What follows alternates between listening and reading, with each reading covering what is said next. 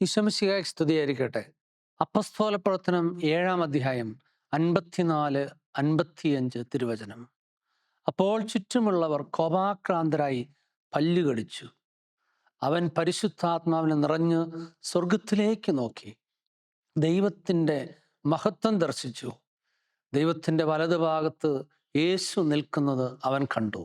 സ്തെഫാനോസിനെ കുറിച്ചുള്ള വചനമാണ്.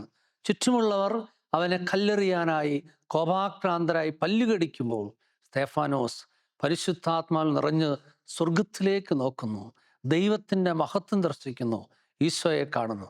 പ്രിയപ്പെട്ടവരെ, നമ്മുടെ ചുറ്റുപാടുകളിൽ സഹനങ്ങളും പ്രശ്നങ്ങളും ഉണ്ടാകുമ്പോൾ ആ പ്രശ്നങ്ങളിലേക്ക് നോക്കാതെ ദൈവത്തിലേക്ക് നോക്കാൻ നമ്മെ പ്രേരിപ്പിക്കുന്നത് പരിശുദ്ധാത്മാവാണ്.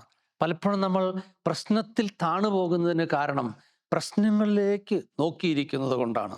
നമ്മുടെ ജീവിതത്തിൽ പ്രശ്നങ്ങളിലേക്ക് നോക്കിയിരിക്കുന്നവരാണോ അതോ ദൈവത്തിലേക്ക് നോക്കിയിരിക്കുന്നവരാണോ?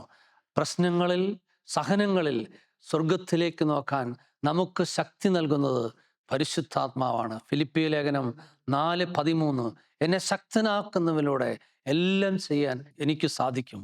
നമ്മെ ശക്തനാക്കുന്നത് പരിശുദ്ധാത്മാവാണ്. സഹനങ്ങളിൽ ദൈവത്തിലേക്ക് നോക്കാൻ ശക്തി തരുന്ന പരിശുദ്ധാത്മാവെ എന്നിൽ നിറയണമേ എന്ന് നമുക്ക് പ്രാർത്ഥിക്കാം. ദൈവം നമ്മെ അനുഗ്രഹിക്കട്ടെ.